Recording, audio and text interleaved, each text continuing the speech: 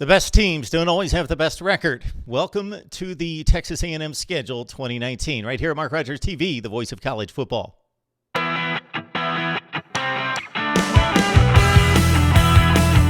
right, everyone, you have arrived at the voice of college football, Mark Rogers TV. Please dive into the videos if you have yet to.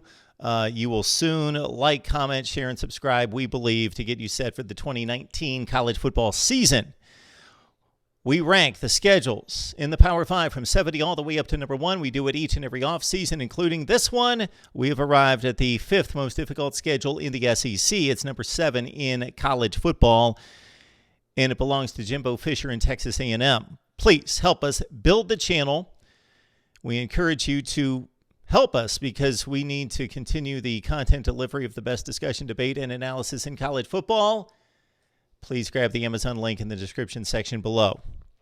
All right, Texas A&M starts out with Texas State, and then it kind of goes from the bottom to the very top with Clemson on the road on September 7th. Of course, Texas A&M gave Clemson in a tie with Syracuse its most difficult game of 2018 at 28-26 on the failed two-point conversion and the dive at the pylon on the second to last drive of the game that would have given Texas A&M another shot at the lead. Anyway, it's at Clemson this time around, though, as Jimbo and Dabo get back together. So Texas A&M at Clemson. All right, the other cupcake to sandwich the Clemson game would be against Lamar at home on September 14th. And then a dive into the SEC with the Auburn Tigers coming to town on September 21st, followed by Arkansas. We've got a bye week on October 5th, and then Alabama at home. So that could be the game of the SEC Western Division. If anyone has a shot at Alabama, it would figure to be LSU and Texas A&M, and the Aggies have the Crimson Tide at home. All right, that's on October 12th, followed by the Ole Miss game on the road on the 19th, and then Mississippi State on the 26th. Another breather or two because you've got Texas San Antonio on November 2nd, and then a bye week. So basically back-to-back bye weeks. Texas San Antonio was one of the worst teams in FBS football last year. The closing run is nothing to sneeze at. South Carolina at home. And then two heavyweights with Georgia and LSU. Of course, the LSU game was a barn burner, one for the ages, a scoring fest at 74-72 with zillions of overtimes to play.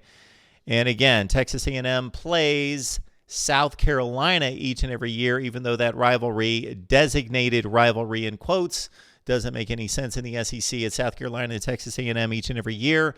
The rotation comes up on, sorry, Jimbo, Georgia again. So the closing run is South Carolina at home, Georgia and LSU on that Saturday, November 30th, Thanksgiving weekend. So, of course, it's highlighted by Clemson, the SEC Western Division, and a pretty difficult draw with South Carolina tagged with Georgia out of the East.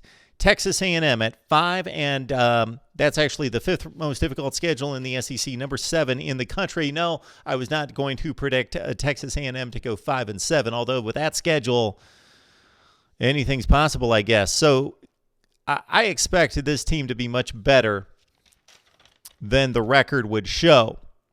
But at this point, this is not my final prediction.